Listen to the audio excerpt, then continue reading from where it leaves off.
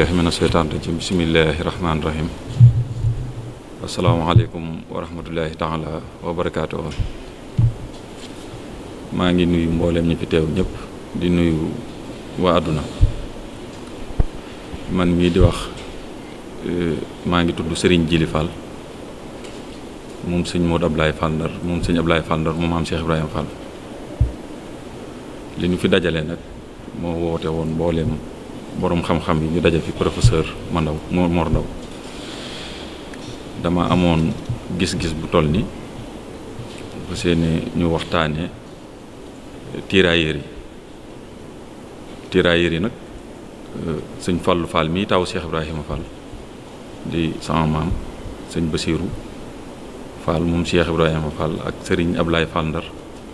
bokkoon ci ak mbooleem tirailleurs yi demoon te jóge woon fii demoon ci ndigalul kilifa yi. loolu it laa amoon yéene fàttaliku leen ak waxtaane leen bi si njëkk am solo nag mooy bi nu jógee dañoo njëkki ci suñuy kilifa bi ñu waxtaanee ak ñoom ñu jox ñu ndigal Serigne Mor Talla Fall mii xalifa Serigne Ablaye Fall Ndar nekkal fi sëñ Ablaye Fall Ndar nekkal fi sëñ Fallou Fall bi ñu jógee am xalaat bi dañoo jug dem waxtaan ak moom mu jox ñu ndigal Serigne Cheikh Bintou Fall mii xalifa sëñ Modou Ablaye Fall Ndar moom it mu jox ñu ci ndigal ñu dem ci Serigne Mouhamadul Mountakha moom it mu jox ñu ci ndigal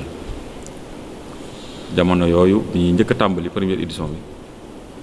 booba sëñ Amdi Fall moom sëñ Modou Mbend moo fi nekkoon di xalifa Cheikh Ibrahima Fall biñ demee waxtaan ak moom mu jox ñu ndigal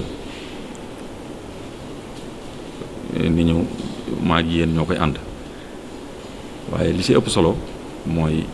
bi ma jógee dama tànn ay borom yi xam-xam jiital leen ci liggéey bi ginnaaw bi ñu amee yéene ak bi ñu amee pas-pasub jug wanewaat tirailleurs yi seen taxawaay ci réew mi bi ma ci waxtaanee ak ay borom xam-xam ñu ne ma nag faaw nga tànn mel ni ay professeur mel ni sëñ Mor Ndaw professeur Mor Ndaw moom ñëpp xam nañ ko moom la ñu àndal ci liggéey bi ak mboolem professeur yi nga xam ni moom la tànn li ci gën a ëppati solo nag mooy dama bëgg ñu di leen di jàngale ci école yi ñu jàngale seeni mbir ci école yi ndax day mel ni tirailleurs Sénégal rek la ñu wax day mel ni ñu bari foofu rek loolu rek lañ ci xam waaye bi ñu fiy jógee dañoo amoon lu leen taxoon a jóg ñu dem libérer France jël siwaat ñii des fa yàlla dimbali ñu suñuy waajur bokk ci ñu am pas-pasu taxawu wanewaat leen ku mel ni sëñ Fallou Fall fa la des taawub Cheikh Ibrahima Fall ba tey xamuñu fan la ne loolu it maa ngi sàkku ñu xam fan la ne def ciy gëstu am na sax ku waxoon ni Grèce mu Faali Fall bi ñu demee ba gëstu ñu ni sëñ Fallou la bi ñu demee ba gëstu murid di daje fa waaye ginnaaw bi ñu gëstoo xam nañ ni du sëñ Fallou Fall ndax bi ñu xoolee seen numéro matricule yi bokkul ke 22 la ke numéro yi wute na ba léegi nag ñu ngi ciy gëstu ginnaaw bi sëñ Modou Ablaye Fall Ndar mi suñu waajur yabale na fii délégation bu jóge fii dem France dem ci archives yi di xool di gëstu depuis boobu ba léegi nag ñu ngi ci amal ay gëstu waaye amaguñ ci lu nu leer loolu it ñu ngi tàllal président loxo ak premier ministre luñ ci mën a am ci ay taxawaay ngir tirailleurs yooyu demoon te des fa ñu mën leen a delloo ci Sénégal ba noppi jàngalewaat leen nit ñi xam ni ñun kat am nañ ay mag yoo xam ni bi lislaam soxlaa bi diine soxlaa ñoom ñoo taxaw kon loolu moo doon kàddu yi li ci des dañuy professeur Mor Ndaw ak Gora Wade dinañ ko yeggale.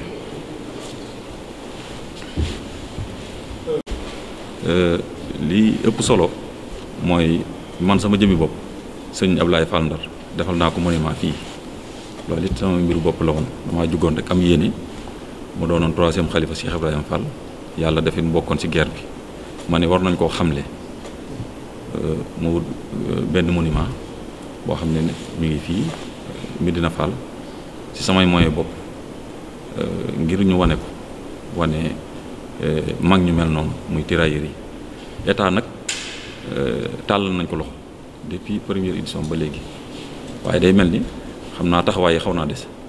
ñoom it ñu ngi leen di gën a tàllal loxo ngir ñu àndandoo bokk toog waxtaan ba seen mbir ñu gën koo wane loolu la ñuy sàkku si état sàkku dara si état lu dul mag ñooñu ñu delloowaat leen li ñu moom te it jàngalewaat leen ñu xamle leen état nag moom ginnaaw moo fi nekk te yàlla dimbali nañu ba lu mel ni école yeeg rii yeeg tëli yi ak lu mel ni barab yi nga xam ni barab yi am solo la ñoom ñooy xool ku leen soob ñu tuddi leen ko ku mel ni Sëñ Fallu nag maa ngi sàkku loolu ñu xool lu am solo ci réew mi ñu tudde ko ndax doomu réew mi la bokkoon ci ñi demoon doon noonu jàmbaar féete woon Sëñ Tuubaa fu bari loolu daal mooy li ma ci dolli. waaw ku mel ni Sidi Ahmed si taawu Sidi Alaaji Malik demoon na bu Kunta Njaasaan mbooleem chef religieux yi nekk ci Sénégal ñu ci bari seeni ndaw demoon nañ waaye Sëñ Tuubaa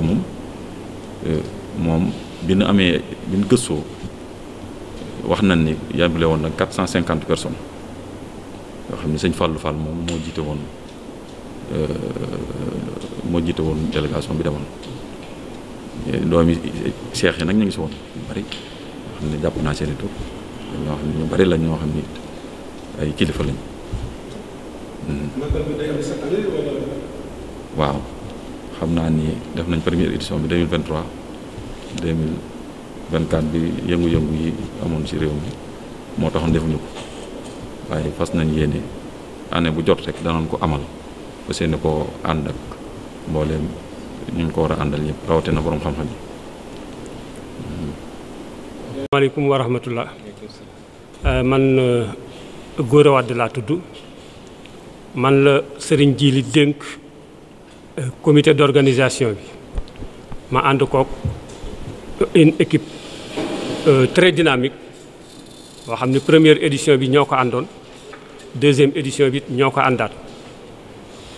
li ci dolli ko deuxième édition bi nag mooy Serigne Mor la wax na ko léegi mooy comité scientifique ndax taarix boo ko dee nettali da nga koy teg ci xam-xam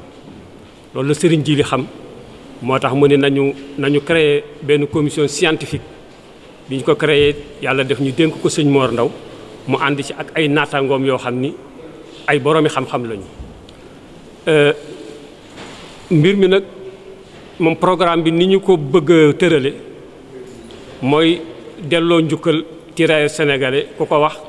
yaa ngi jëm ci armée ci noonu nag la ñu amee woon yéene ñun ni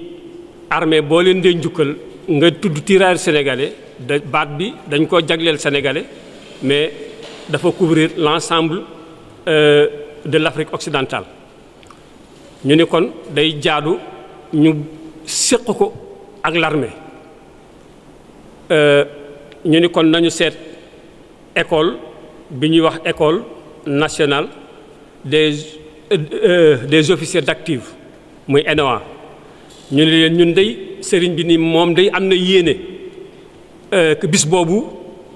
mu parrainé leen ko bi mu amee yéene bi nag bind na ko moom ba ñu déposé ko ca école ba ñu ngi xaar seen tontu waaye sëñ bi moom yéeneem moom eggale na ko mooy école ENOA mooy parrain wu bis bi beneen bi ci des exposition day tege ci xam-xam exposition boobu it comité scientifique bii di sëñ Mor Ndaw am na ñu mu ko dénk la ca war ñooña dinañ ko def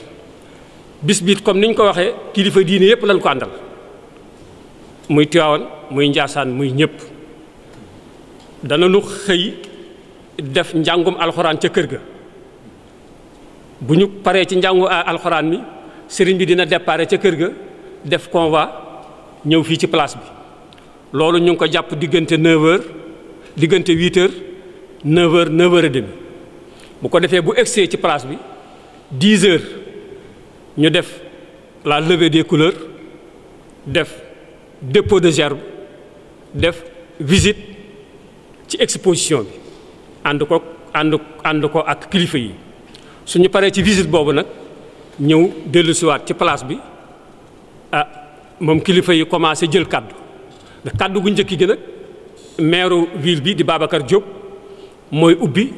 mooy dalal gan su kàddoom ba paree nu jébbalaat nag kaddu gi sëñ Mor Ndaw mi nga xam ni le comité scientifique bii moo ko yor ca comme ni ñu ko waxee ni waxtaan yépp dañ koy teg ci xam-xam moom bu boobaa dina la ca des moom dina ko doxal ca lépp di tege ci xam-xam bu loolu paree sëñ Jili ne kilifa diine yi nga xam dinañu ñëw ndax Tiwaawan dinañu ñëw dinañu am kàddu Njaasaan dinañu ñëw dinañu am kàddu beneen ne kilifa diine boo xam ni sab xalifa moom yable na bu ñëwee dinañu bu ñëwee dinañ la jox sa wàccuwaay bu nu paree ci loolu nag sëñ Jili mi nga xam ni bis bii yàlla ci initiative am la ko jaarale ci xalaatam la jóge bu ko defee moom nu jox ko nag kàddu gi mu santanteeg nit ñi bu ñu paree nu delloowaat ko nu comité kii scientifique ak comité d'organisation ñu ñaanal ñëpp na clôturer mbir mi am nañu nag yéene yi bind ci ab livre boo xam ni moom bu soobee yàlla loolu le comité nag scientifique bi dina ci taxaw kon daal jàpp naa ni loolu moom moo doon programme bi nga xam ne fas yéene nañ ko taxawal. Le 6 mai lay doon ci promenade des Thiessois 6 mai 2025. Professeur Mor Ndaw, je suis professeur titulaire des universités d'histoire. Je suis le directeur de l'école doctorale Études sur l'homme et la société. Je suis aussi le président de la commission sénégalaise d'histoire militaire. Et je crois que je suis aussi inspecteur général de l'éducation. Je crois que ça suffit largement. Donc merci messieurs. Nous sommes réunis ici aujourd'hui dans le cadre de la préparation d'une cérémonie qui aura lieu le 6 mai 2025 ici à Thiès, cérémonie axée sur les tirailleurs. De quoi s'agit-il? Rendre hommage à ces tirailleurs pour que leur sacrifice ne soit pas vain. Il s'agit donc d'un combat contre l'oubli. Cette initiative a été prise par notre guide Serigne Djily Fall dans l'optique de rendre hommage au fils aîné de Mame Cheikh Ibrahima Fall qui a été enrôlé et qui est disparu en 1917. Donc, comme je le dis, il s'agit d'un devoir de mémoire. Reconnaître, rendre hommage et ne pas oublier. Pourquoi? Parce que ces tirailleurs,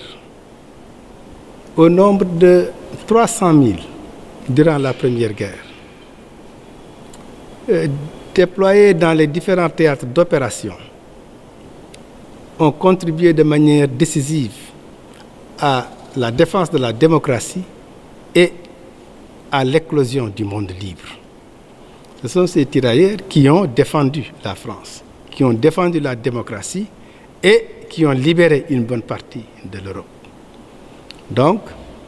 c'est le premier volet, le devoir de mémoire. Mais au-delà du devoir de mémoire, il s'agit de procéder à un travail de mémoire. Ce travail de mémoire postule, en quelque sorte, un travail intergénérationnel pour les générations actuelles et futures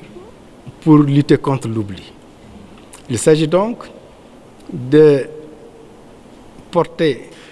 ce projet au niveau des écoles, des lycées et des collèges pour enseigner ces figures, pour leur rendre hommage, l'inscrire dans les curricula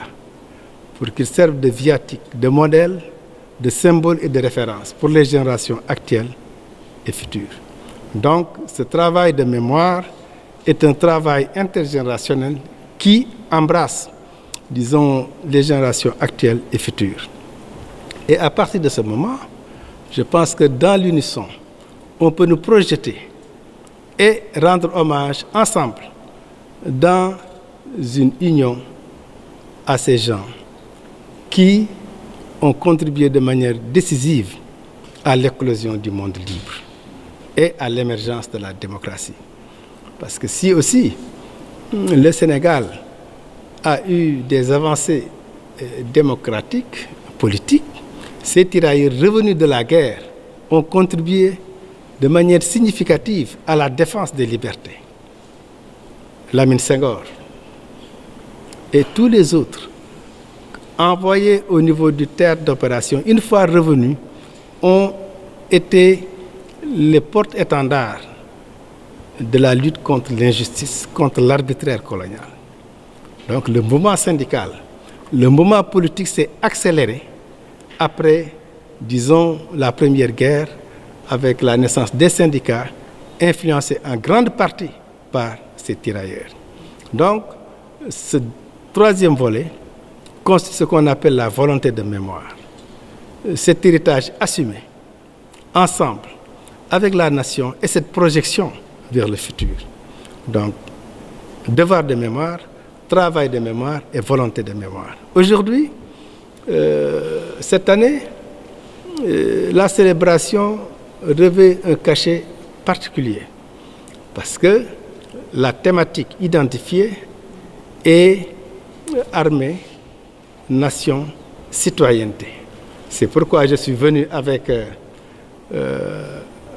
des membres de l'état-major, des colonels, le colonel de la DAPH, qui sont là pour nous accompagner dans ce travail. Et ce travail sera, disons, reflété à travers une exposition qui, à partir des illustrations et un narratif, retrace l'histoire des tirailleurs, de la fondation, de la création en juillet 1857 par Faidherbe et Napoléon III jusqu'à l'extension du corps en 1965. Donc, toute cette trajectoire sera, disons, racontée à travers une exposition. Et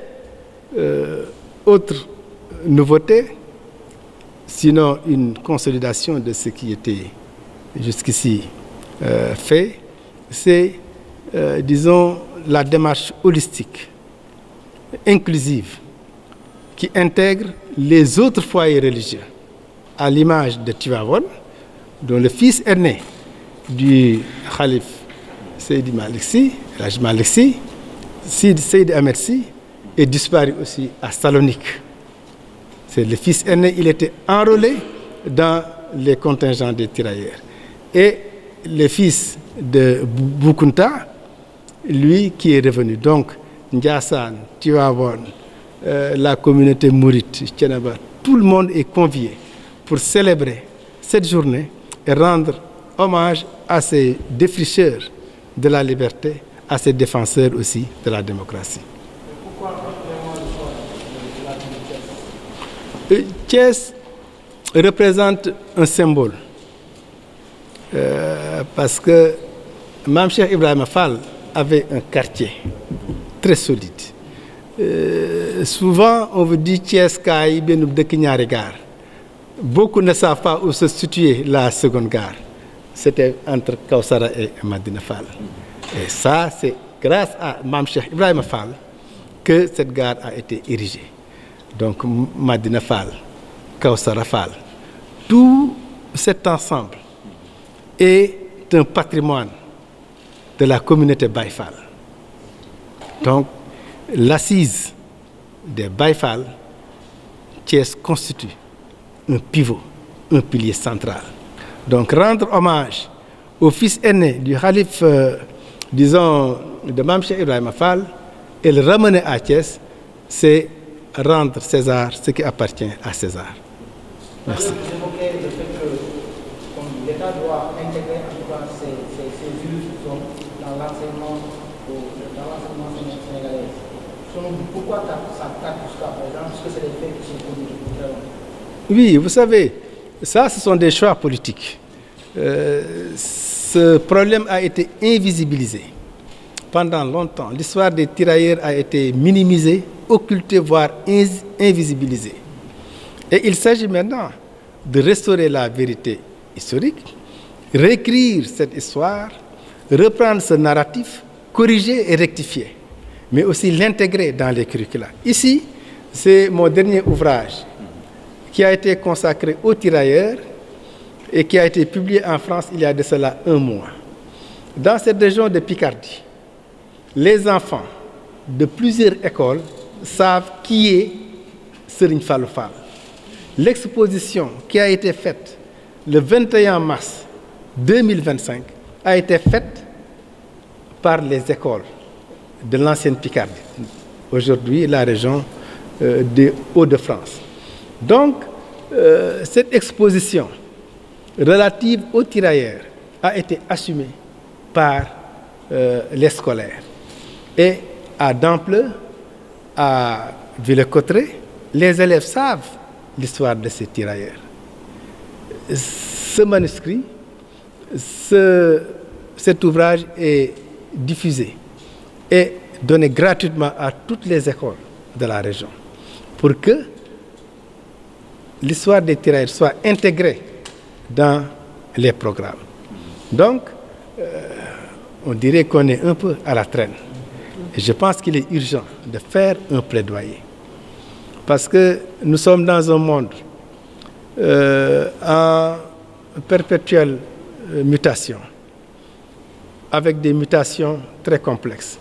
où la jeunesse est en proie à tous les tumultes, à toutes les influences extérieures. Une nation doit avoir une âme, comme disait Renan. Une âme, une histoire, des repères, des symboles, pour puiser dans le registre